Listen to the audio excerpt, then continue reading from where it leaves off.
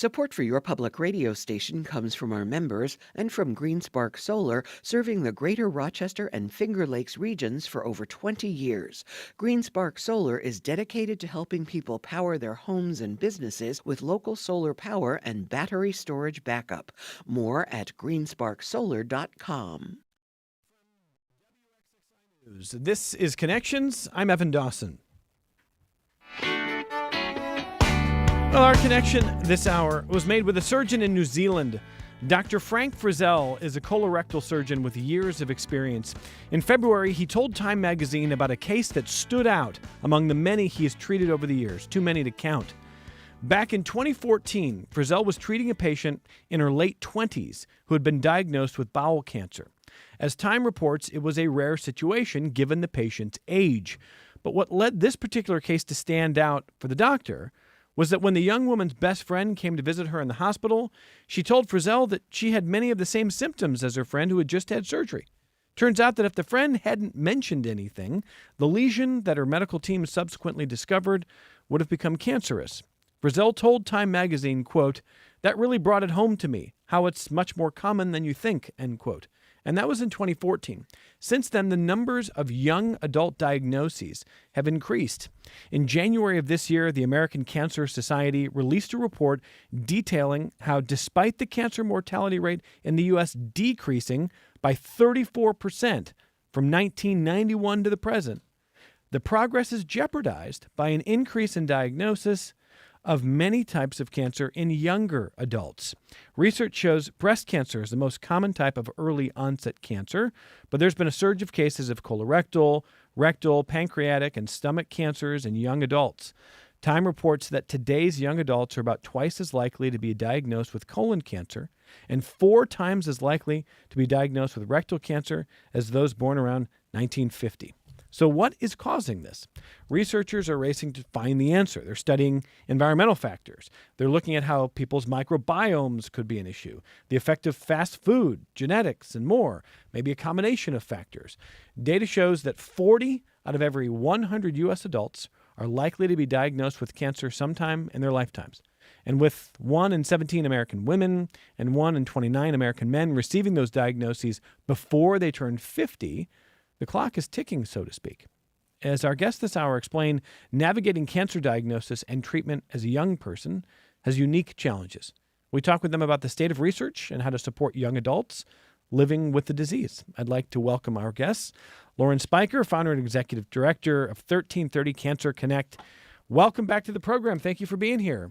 Hi, Evan. It's wonderful to be here as always. And tell us once again what 1330 is. 1330 Cancer Connect is a nonprofit that I established, almost 25 years ago after our daughter Melissa died when she was 19.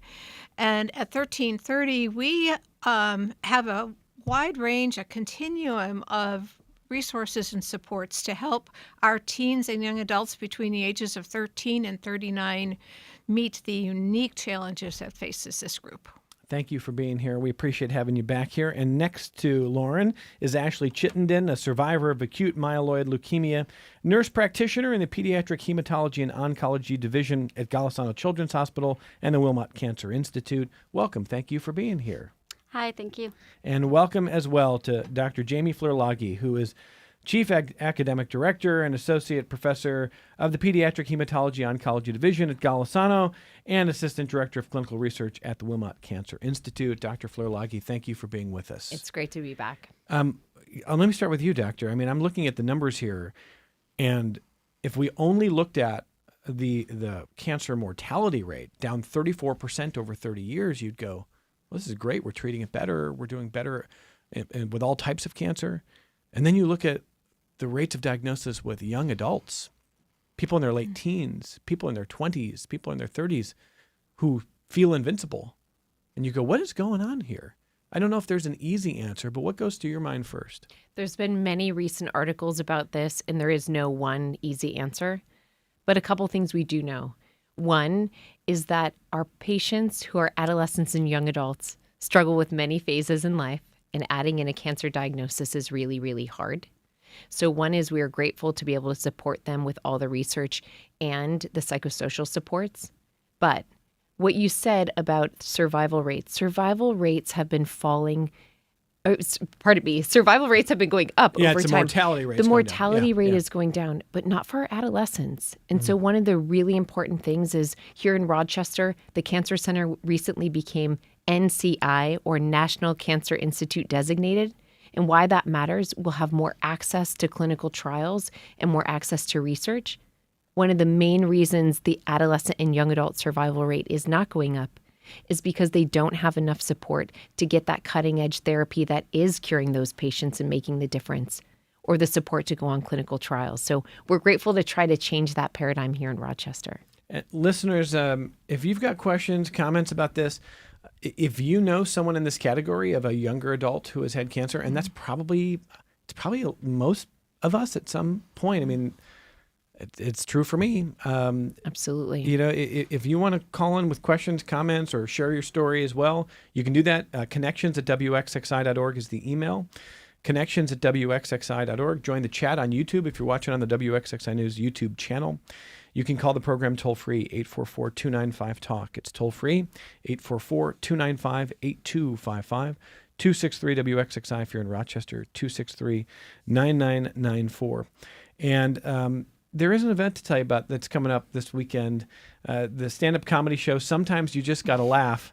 I mean, Lauren, do we have to laugh at this sometimes? I mean, it's hard to laugh at this subject here. Yeah, it's tough, especially after everything Jamie just said about the young adults that we support. Actually, this past weekend was our 2 Rochester shows of Sometimes You Just Gotta Laugh, but we have our 3rd show coming up this coming Friday in Syracuse at the Red House Art Center. And yeah, as the title says, sometimes you just gotta laugh. And we have 9 survivors who are laughing at cancer, their own original stand-up comedy sets. It's really funny. If you missed the Rochester shows, we had almost 600 people attend the shows this past weekend. You still have another chance in Syracuse Friday night. And we have a clip of one of those performances. I don't know is it Kelly Boehm? BAME, thank you. All right, let's listen to Kelly's a breast cancer survivor. Let's listen to this clip of Kelly. People really like to comment on the hairstyle that you do. So my favorite was your Starbucks barista. She opened the drive-thru window and she looked at me and she goes, "Wow, looks so cool." So I was like, "Thanks, it's cancer." She's like, "Well, you're killing it." I was like, "Actually, it's killing me." I'm like, don't make me laugh at this, but Lauren, I guess we have to try to laugh through some of this, right? You have a choice. You can laugh or you can wallow. And kids like Kelly just decide we might as well laugh at it. And the cool thing about it is everybody who is in the show gets it. And we watch our audience, sometimes it's a little uncomfortable. You can see them saying, "Am I supposed to laugh at that? Because that's really horrible." But it is really funny when you're in the minute. So we have Todd Youngman, who is one of our local comedians, really to thank for mentoring our kids. This will be our 7th show coming up this Friday, and it just keeps getting better. This year in Rochester, we actually had a mom as well who told the funny side of being a cancer mom. It's pretty cool. So that's all coming up this Friday at the Red House Art Center in Syracuse. We'll have a link to more information on our website if you want to attend. Kelly, I mean, it's uncomfortable, I guess, but I mean, if you can let your guard down and laugh along with them, I think Connections listeners remember that when producer Megan Mack was 35, diagnosed with breast cancer back in 2021, and that is a shock to everybody's system. And in about a week, Megan and friends who were also cancer survivors were working on a show, still hasn't been released yet, should be released in the comedy world, about the experience of dealing with the medical system, the ridiculous things they ask of you, the wonderful ways of dealing with insurance companies. Everybody in the room is nodding like, "Oh, we love insurance companies. They're so great." And I found myself as the whole team at Connections, as we rooted for Megan through that whole process.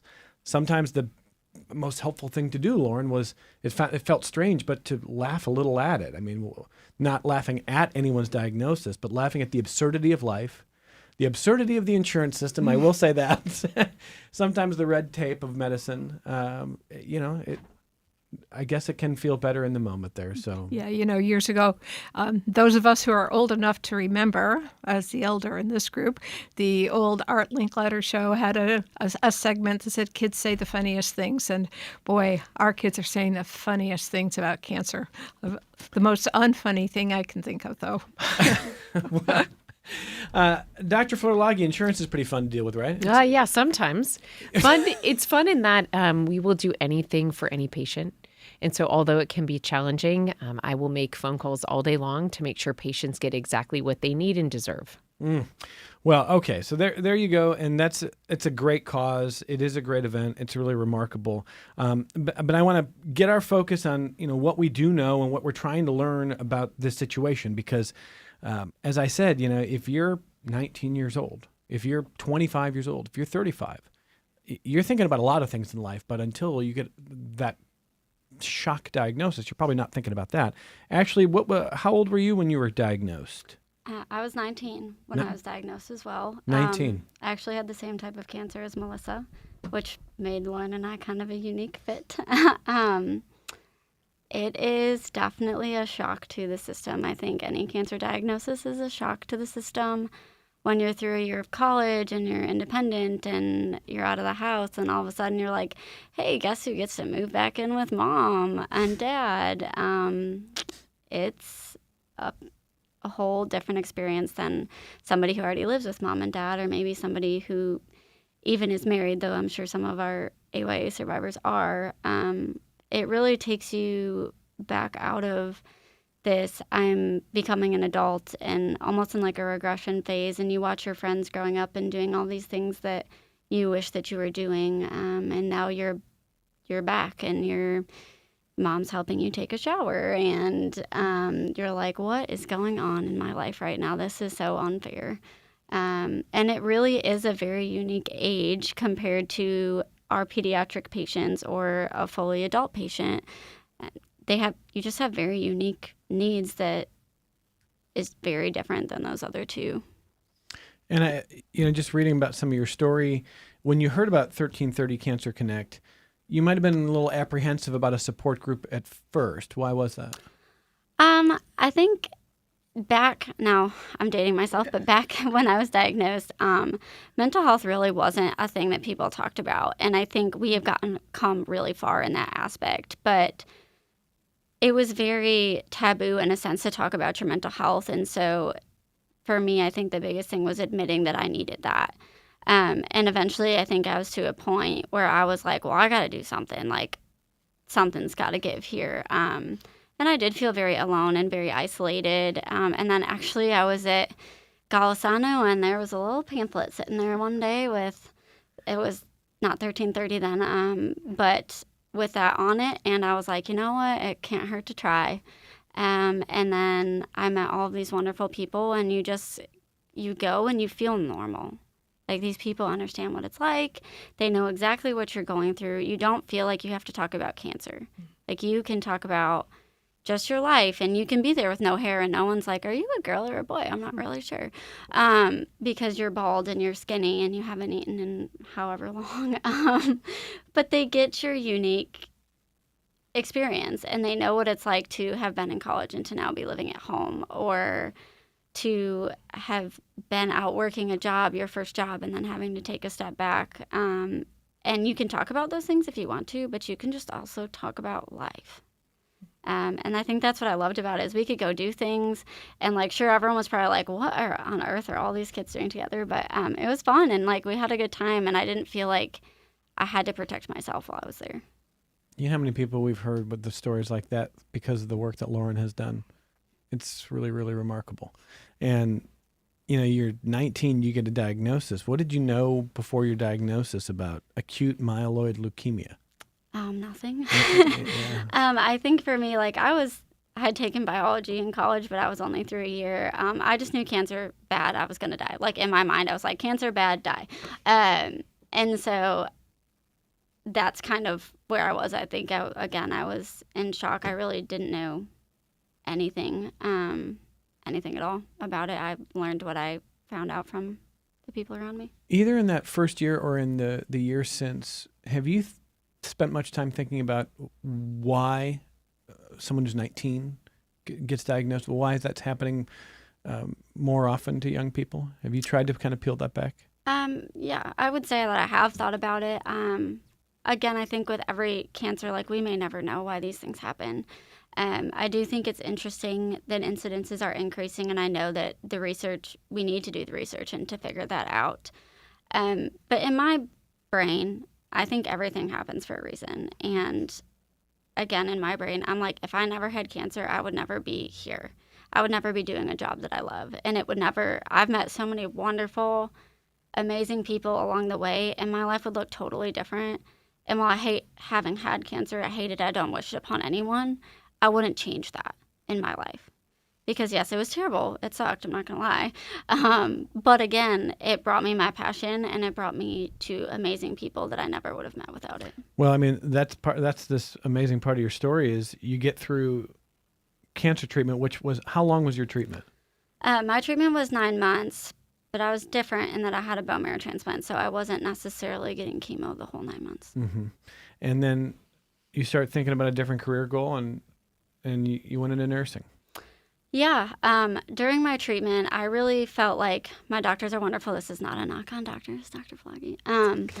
But I felt like my nurses and nurse practitioners mentally kept me in the game. Like they were the ones that were there day in and day out. They weren't that much older than me. They very much tried to make me like a friend in a sense of like they were getting married. They would show me wedding pictures, and they would, let me help them pick out a dress and let me do all these things. And they would bring me fun rom-coms to watch while I was in the hospital, and they just kept me on that. And I was like, man, like this is special. Like this is what I want to do for people. I originally wanted to be a pharmacist, and I was like, yeah, I love you, my clinical pharmacist, but this is not me. And so I was like, that is my dream, is to one day I want to do this. I want to give back, and I want to get people through this like they got me. Actually, I've talked to people. I mean, we're not going to dwell too much on producer Megan Mack's story. She's doing great. It's 2025.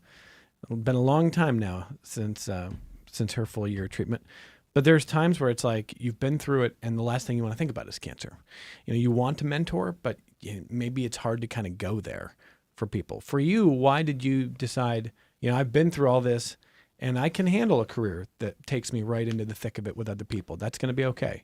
Yeah, so a lot of it has to do with my bone marrow donor. I actually got the pleasure of meeting him, and he said, you're one of those people, you got a second chance at life and do something great with it.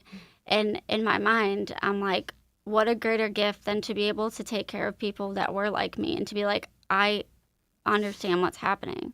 I know what this is like, and we're going to get you through this. I know it sucks. And I know you hate to be nauseous, but we're going to do everything that we can to make it okay. It may not end how we all want it to end, but we can make it the best we possibly can while you're here. You're just killing Lauren next to you. I mean, look at Lauren. poor. You're very proud of her, aren't you? I'm glad this isn't on TV, so nobody can see me crying over here. A part of Ashley's story that she didn't tell you is, as she was going through nursing school and battling with some very serious complications from her transplant, how many people told you, Ashley, you'll never be able to do nursing? Yeah, I definitely, there was a time where I was completely wheelchair bound. I was told I may never walk again. Wow. Let alone move again. And Lauren definitely saw me in my darkest hour. For sure. I think 1330 in a sense saved me in the aftermath, because that's another thing people don't realize with cancer is like, great, you're through treatment, but there's an aftermath of treatment. Well, and so let me ask you and Dr. Florolagi about that part of it. So they're giving you this treatment and telling you may not walk. There may be things you can't do. My guess is, and then Dr. Florolagi will jump in a second here, my guess is they're trying to be realistic about the range of possibilities. Did you think it was too heavy-handed? Do you think what they said to you was fair? I mean, how did it hit you? So I think it's important to understand the complications. So I had something called graft versus host disease. I like to do things extra, apparently, and so I had a very rare type of graft versus host disease. that affected my muscles and joints. Typically, you're seeing like skin or gut or lung, but I just, had to make it interesting for everybody. And I think they were very honest with me. They didn't know what they didn't know. A lot, they've come a long way in learning about graft versus host disease, but there's still a lot that we don't know about that and how to treat it and what's the best thing to do. And so I think they were very realistic. They were like, this could stay the same, this could get better, this could get way worse. We don't really know. And at the time, I was kind of like, I like the reference of I was like a tin man, because like really nothing moved. I couldn't even like write or anything. And they put me on the best medicine that they thought was best, and I did all the physical therapy, and then eventually we came to a day where they're like, we need to look further into this, and I ended up getting surgery on my hips, and now I'd say I'm pretty normal. Okay, Dr. Flerlage, how do you describe the delicate way that you've got to have these conversations when your patients want to know, how am I doing? What's the outlook? You don't want to hurt somebody's hope, but you want to be realistic. That's got to be very difficult. It is a very fine line, and yet it's our job. And so every day, one of the things my patients know is that I will always be honest with them. There is nothing I'm going to walk out of the room and then say. And the reason that's so important is that we can trust each other, that they know that I have told them all the possibilities and that I'm going to hold their hand and walk it with them and remain hopeful that they're going to have the best possible outcome. So honesty is so important in that trust with the patient and family. But then, like Ashley's story, there is nothing better than watching people have cancer just be one part of their life, not their whole life, and watch them not just live, but thrive. And that's where 1330 and all these other things come in. We can ring a bell and celebrate when people finish therapy, but it's not over. They are forever changed. I always like to say it's like they got new lenses. You go to the doctor, the eye doctor, you didn't even know how bad your vision was. You put on the new lenses and everything is clear. You just see the world different. And so pulling people together and helping them, it's not just about the meds. It's not about making the cells go away. It's then helping heal their soul, their mind, their body, and helping them monitor for those late effects. Even if they come out and are doing really well, knowing things may happen. And so these survivor clinics we've built up and are trying to make a survivorship center of excellence for the whole state here in Rochester. Because what is also important for Ashley and so many others, that they have a medical home to go to that understands who they are and who they deserve to be, which is the best version of them. And it's not just about scans and medicine. It's about their mind. It's about their body. It's about their souls and helping them just thrive. Oh, wow. Well, I know everyone is excited that here you are in Rochester now with your career. What do you want to do with your career? Oh, there's so many things. This is such a loaded question. So I took a little bit of a journey in my career, but really now that I'm here in Rochester, that is my dream, is like, I don't think that we should have to send patients far away to get the best care. Like, I want them to be able to stay right here in Rochester, be with their family, get state-of-the-art care. They don't have to go anywhere else. I want us to be great. I want us to have a great survivorship clinic. That's one of the things I've talked to Jamie extensively about, is like, this is what we need to do. They deserve to know that their follow-ups are. They deserve to know their long-term side effects. And I think we're fully capable. And from what I have seen thus far, everybody is 100% on the train of like, how can we be great? We are good, but how can we be great? And how can we thrust ourselves forward into excellence and not just greatness? Wow. The right person for this job. Just a remarkable story, Ashley. And before we go to break, I just want to ask you a little bit about now your mentality, having dealt with cancer. To Dr. Flerlage's point, I mean, you're years past treatment, but you're affected in obvious ways, and then ways that may not be so obvious or even consistent, as in how often you think about it. I don't know with your particular case what recurrence rates are. Everyone I've ever talked to who's been diagnosed at a young age with cancer thinks about it sometimes, tries not to think about it other times. But everyone's aware that different cancers at different rates. I don't know if being diagnosed younger with this means anything different for recurrence. I mean, so can you tell me a little bit about how you think about that issue? So I think for me, some days it feels like a whole different life, and some days it feels like you're right back in the thick of it. And really the days that you think you're back in the thick of it is like you go to the doctor and they're like, oh, wow, there's a nodule on your thyroid and you're like, oh, here we go again. And my husband's always like, every time I go to the doctor with you, it's like doom and gloom. I'm like, it's going to be fine. Like, I feel like everyone thinks of it differently, but at this point, I'm really just grateful for all the time that I've been given, and I feel like I'm here for a purpose. And I think we're all here for a purpose, right? But I think for me, in my particular diagnosis, I'm significantly out from it, so I'm not as concerned about recurrence now. Every time I go to a doctor and they're like, well, your labs look kind of funny, let's go to a hematologist. I'm like, maybe let's not. But, there's always things, and there's long-term side effects, and like they go, your physicians go over them extensively with you, and they're a lot. And they're scary, and they could pop up at any time. But I think my mentality is you have to live your life, and when they happen, and you'll deal with it then. Mm-hmm. I mean, I don't know, Dr. Florlaki, you have a lot of patients that can't all have Ashley's outlook, and they don't all have to. Everyone's different. But that outlook is pretty remarkable from someone who's been through so much. It is. And honestly, and this is why we're here with Lauren in 1330, this is our goal, though, for every patient, right? That it becomes something that changes them and they can see it as a gift. And that is how we need to support them as a human throughout the whole journey, right? Because it's a whole cancer experience. It is truly a journey. And we need to be with them in every step of the way so that every patient comes out with that same outlook. And while everybody doesn't get the same outcome, those who survive, they thrive. And we're going to make sure they do. I mean, I'm thinking about the way that some people might hear what Dr. Florlagi is saying and going, that's a little too woo for me. That's, like cancer's not a gift, but I also understand what you're saying, because I think that what would not be helpful is to tell somebody, well, someday you're never going to even think about it. You'll forget you ever had it, and you won't. Like, that's just not realistic, right? I mean, it's not realistic. You got to be realistic. But the thing is that through a journey, when you tell somebody they have cancer, it is a bond like you cannot put into words, right? You've changed everything about their life.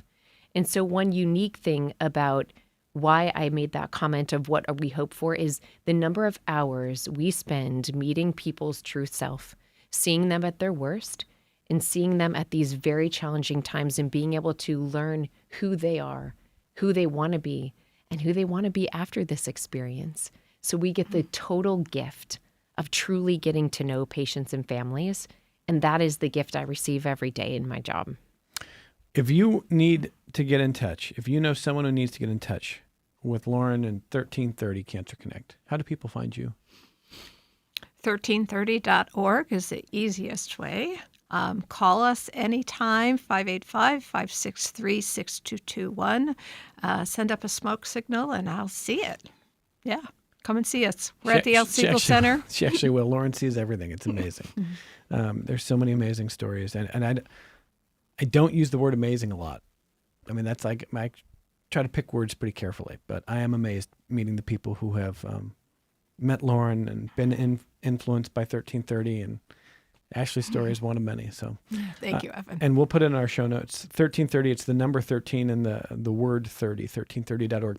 On the other side of this break, I'm going to answer a couple of listener questions that have come in about that I see on email. About just ideas on why cancer rates may be higher than they used to be among young people. There are questions about, are we just diagnosing better? There are questions about different factors and technology. I'm looking at my cell phone. Everybody's asking me, is it the cell phone? I mean, we'll talk about it. We'll talk about anything you want to talk about as we try to understand this very kind of mixed cancer picture. There's some things to be encouraged about in this country. Over the last 30 years, mortality rates after cancer diagnosis are down. Survival rates are up. But the rates of diagnosis among young people, especially under 30, are significantly higher than they used to be. And that is not something we want to see continue. So, mixed picture, and we'll come right back and answer some of your questions on Connections. Support for your public radio station comes from our members and from Bob Johnson Auto Group, proud supporter of Connections with Evan Dawson. Believing an informed public makes for a stronger community. BobJohnsonAutoGroup.com. This is Connections. You've been back here for 1 week, I just found out. Is that right? Yeah. And here you are on Your local NPR. We didn't waste any time. Telling your story. You're very proud of her. Yeah, she was at the top of my list to be with you today, Evan. I'm a doer, so, I got to be busy. Talking to Ashley Chittenden, who is a survivor of acute myeloid leukemia and a nurse practitioner in the Pediatric and Hematology Oncology Division at Golisano Children's Hospital and the Wilmot Cancer Institute, and working with Dr. Jamie Flerlage, who is the chief academic director and associate professor of pediatric hematology in the oncology division at Golisano Children's Hospital and assistant director of clinical research at the Wilmot Cancer Institute. Lauren Spiker is here, the founder and executive director of 1330 Cancer Connect. And so I've got a couple of questions about whether it's the cell phones. And so I told Dr. Flerlage I'm not going to have you figure out every perfect thing about this person's cancer was caused exactly by this. This person's 18 years old. This person's 25. This is a 32-year-old person with, non-smoking lung cancer, which is a story that I knew in my own life. I'm not going to put that much pressure on you. But in general, when people say, is it the phones? Is it the tech? We're all on screens all the time. What do we know? It's great questions. One is it's not just any one thing, although I think for our teens and young people, we should probably say it might be so they'll put them down for once. But no, and in fact, the more we learn in general, if you're diagnosed with a cancer less than 18, it is unlikely to be any environmental effect. You just haven't been around long enough to have enough exposure time to be any one thing. So we always have families, I reassure them, it's not because you microwaved your kids' food in plastic. It's not because, and it's not. But what we are learning is that the world today needs to be a little healthier, from stress to gut microbiome that's come out to a healthy lifestyle. It's not any one thing. It's not weight. It's not screen time. It's not sugar. But, we are not a healthy population eating unprocessed food and living our days without stress. And so we do know that that affects the DNA expression and what that means. It's not just the genes or genetics you're born with. It's how the environment around you and in your body changes what those genes express. And so that is something we're learning more about. Some reasons the rates are going up, as people mentioned, is better screening, which is awesome. That's what we want. We want to be able to know earlier because that's how you help cure more people. So when rates go up at younger age because of screening, that means we hit the mark. But in general, as rates have gone up for certain things, we really need to, as a whole, look at our lifestyle. But that is every single part and not any one. So let me hit this in a couple different ways here. When you talk about better screening, better diagnoses. Hypothetically, let's say you were talking to a 45-year-old male who hadn't yet had a colonoscopy. Let's just say that because that's me. Mm-hmm. I like your hypothetical. Yeah. Mm-hmm. It used to be 50, right, for colonoscopies. 45? That's what I'm reading here. So the really important thing, and you just hit it for your hypothetical human, is they should go get it, and not hypothetically. They should go get their colonoscopy. So why this matters? Things like early detection, that's why mammograms are now essentially yearly, and we've really upped the screening. You can find these little spots. You can sometimes even just cut them out. And people's need for treatment goes down, and cure rates go up. And that's why this hypothetical human needs to go get their colonoscopy along with everybody else. But that's the point. Sometimes the screening leads to early detection. You can actually fix the problem. And so therefore, the cure rates for those cancers go up. Now, for pediatrics, that's not usually the case. There's no screening that we do for pediatric cancers in general. This is more of the adult onset version, specifically colon and breast cancer, that are the two that we screen for the most. Yeah, so I'm looking at some of those numbers, and I'm thinking, well, that doesn't account for people under the age of 30 because you're not screening, right? I mean, so it's not, I don't think we're seeing higher cancer rates among teens and 20-somethings just because we screen better. That's right. So what's going, That's the lifestyle and other things that we've seen. So it's a combination effect. We are really seeing a similar pediatric cancer rate overall, but we are seeing people develop cancer younger. The other interesting premise in life is as people live longer and through different things, then they're surviving. And that's a good thing. But then our growing and aging population, the incidence as a whole is going up. And so the survival rates have to be better because at least the screenings that we're talking about, the early detection will help the survival That's right. rates. Okay. That's right. Okay, you want to jump in here, Laura? Yeah, I just want to say, add to something Jamie said about the importance of early diagnosis. One of the things that we hear very often with our kids, in fact, one of our funniest comedians this past weekend talked about it. A lot of the early warning signs of cancer in our teens and young adults get dismissed as growing pains, sports injuries. The young man I'm talking about, his name was Steve, who was in our show this weekend. He was a senior in college, went to health services, then went to his primary provider, who said, I think it's just stress. I think you just need to do some yoga because, I know college is stressful.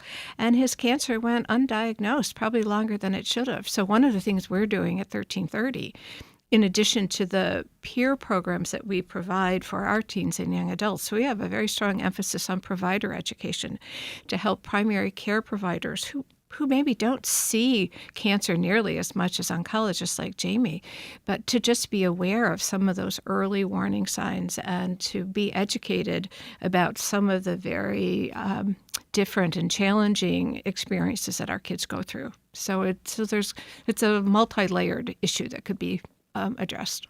And college kids do face a lot of stress. So, I wasn't in the room for that conversation. That's hard to hear that. That's hard to get a cancer diagnosis after you've been to a doctor and they're saying, I think you're just dealing with stress.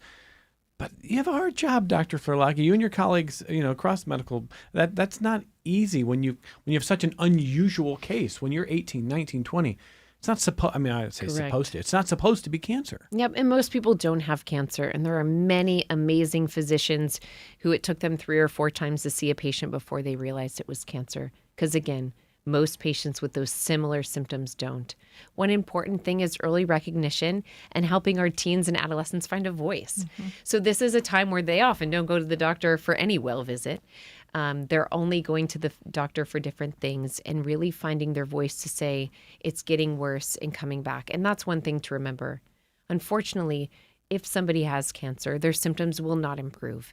And so in general, it's listening to their body and helping them speak up and come back and come back and come back, even when needed, because they are that patient. That's a very, very rare thing, but they're the one whose back pain is cancer. And so they need further workup. Yeah, and I should probably say that we should have a lot of gratitude that early detection is possible, that chemo exists. Chemo's terrible. Chemo's so hard. Having watched people you love go through it, actually would understand it. But at the same time, decades ago, centuries ago, people would have loved the opportunity. So the idea of a colonoscopy is not fun. You should have gratitude that it exists. I'm going to take it, Dr. I'm going to frame shift that. Yep. Dr. Flerlage is getting me to think different about everything. Let me read a couple more of your notes here. This is from Kristen. By the way, listeners, I hope we covered in general the questions about cell phone and tech. There's probably not going to be one single easy culprit that answers everything. More research is better, but I don't want to oversell or understate either. So this is Kristen who says, I've learned a lot about the microbiome lately. I truly think it's our best way to stay away from most health issues. Our immune system is greatly supported by our microbiome, and we need to take care of it. Overuse of antibiotics and garbage food and lack of food diversity combined with sedentary lifestyles have to be at play in this epidemic. I recently became more aware of the abominable business practices at companies like,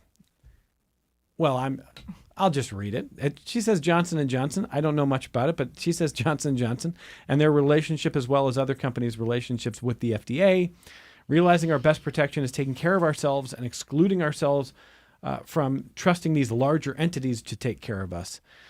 Eat what your body wants. So there you go. That comes from the thoughts of Kristen, who's listening now. Dr. Flerlage, anything you want to add to that? Yes. So, Kristen, great points, of course. And our gut microbiome, we are learning, has so much effect on not just our health and our immune system, but our mental wellness as well.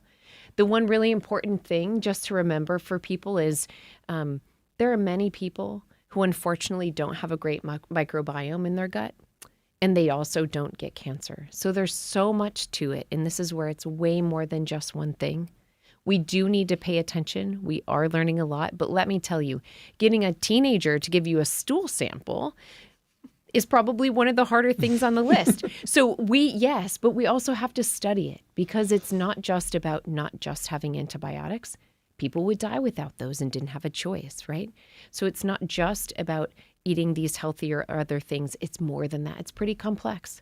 So on a clinical trial we're doing right now, we're getting stool samples actually before, during, and after diagnosis to really study what is the effect of chemo. For instance, okay, somebody has cancer. Maybe they ate healthy and were perfect their whole life, but I just wiped out their gut microbiome because I just gave them chemotherapy and many things. So how do we fix that? So if we know we did it, what do we do with that?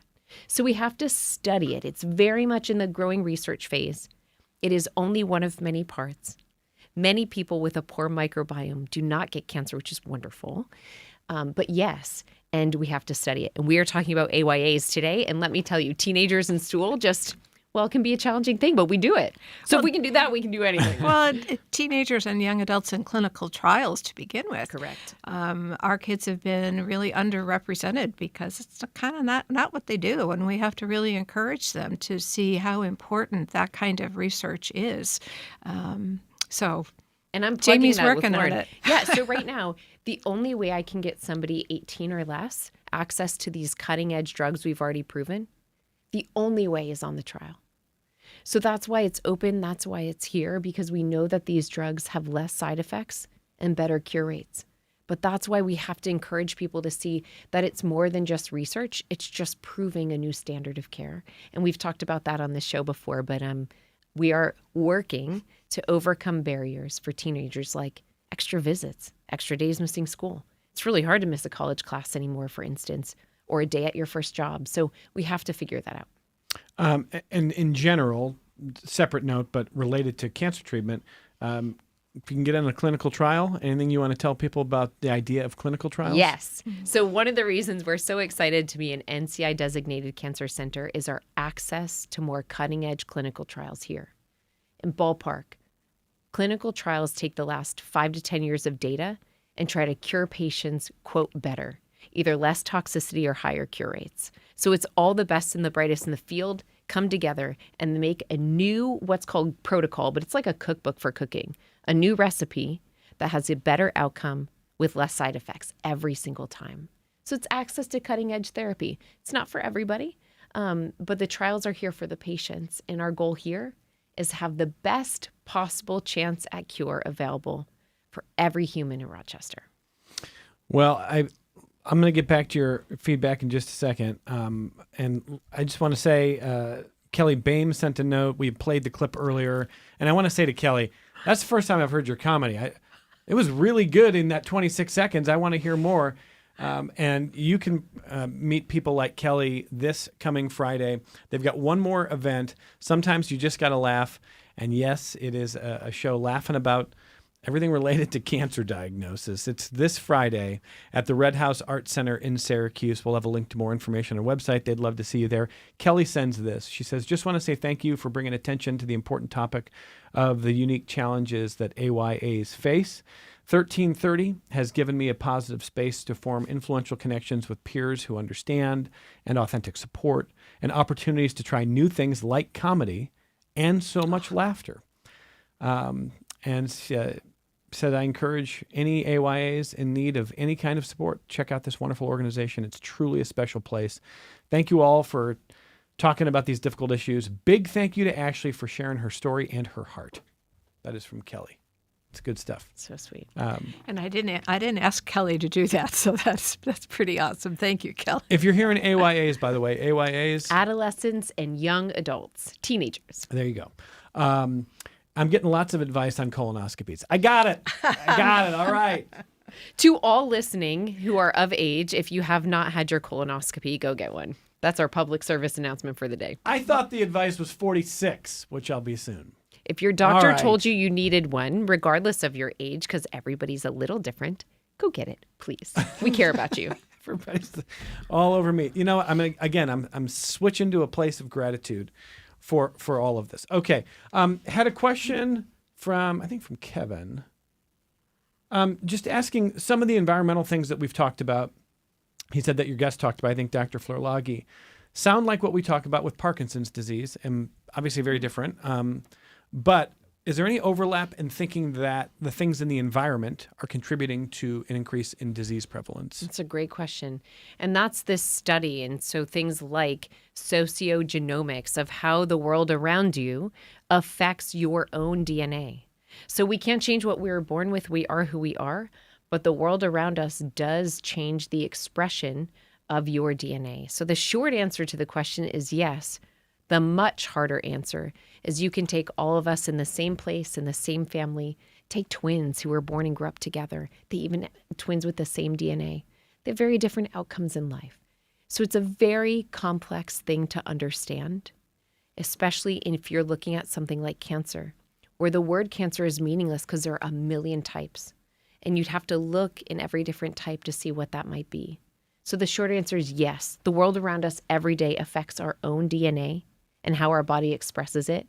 And we have a lot to learn. And I think in the next coming years, as we not that long ago cracked the human genome, we are learning so much every day.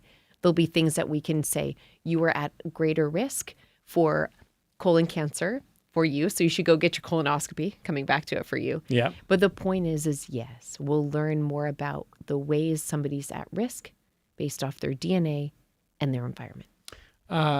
And another question on, can you ask if the prevalence of microplastics could be contributing to an increase in cases in young adults? So microplastics are all the rage. And the short answer is we have been ingesting them in various forms for years. It is not brand new.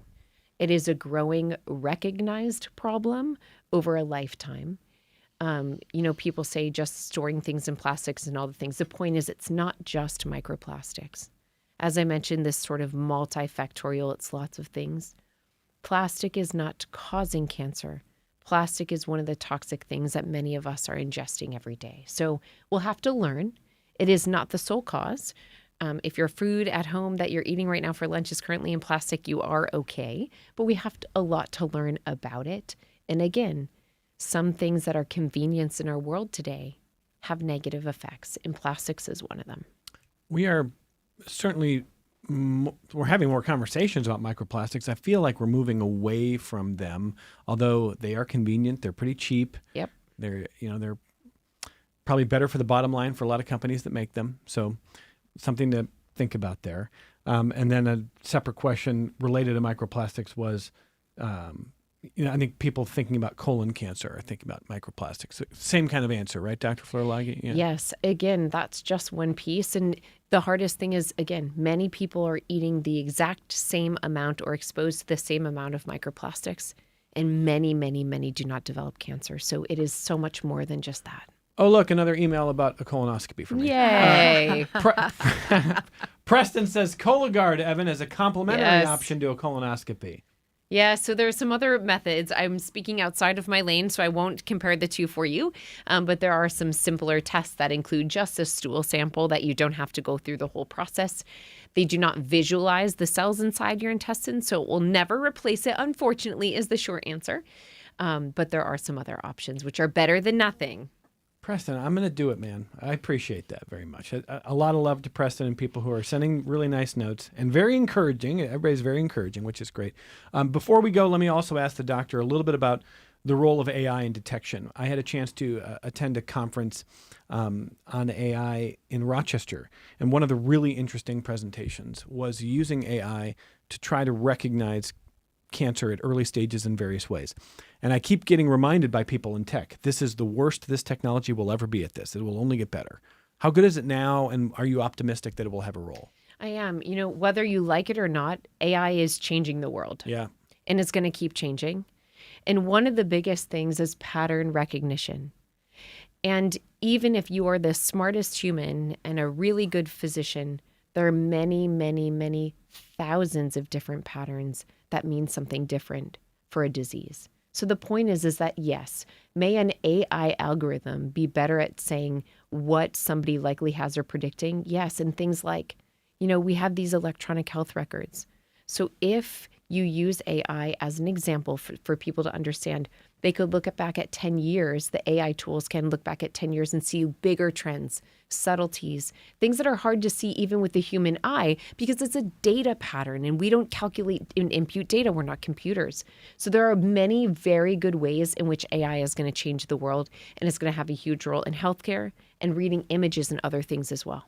In our last minute, I think about, Lauren and Lauren's daughter, Melissa, lost her a quarter century ago. It's amazing when you think about that. The world was very different.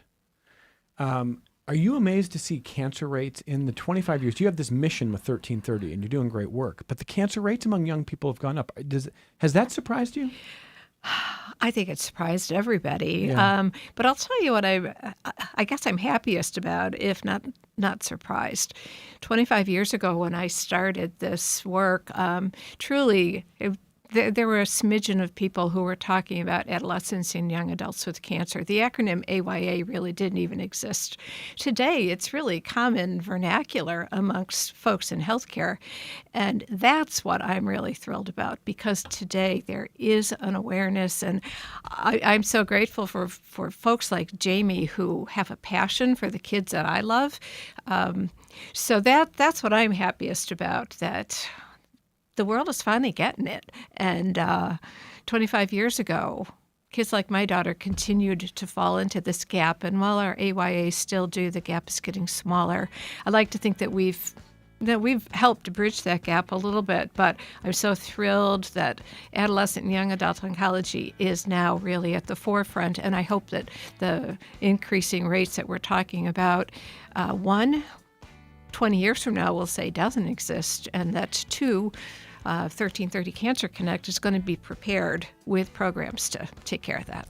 Thank you for being here, Lauren Spiker. 1330.org, everyone, to learn more about this remarkable organization. Ashley Chittenden, good luck to you. Welcome back to Rochester. Thank you. Great having you. And Dr. Flerlage, always great. Thank you for the expertise.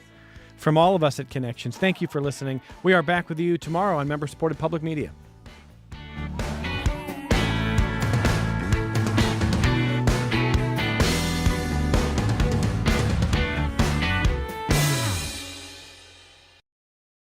This program is a production of WXXI Public Radio. The views expressed do not necessarily represent those of this station, its staff, management, or underwriters. The broadcast is meant for the private use of our audience. Any rebroadcast or use in another medium without expressed written consent of WXXI is strictly prohibited. Connections with Evan Dawson is available as a podcast. Just click on the Connections link at WXXInews.org.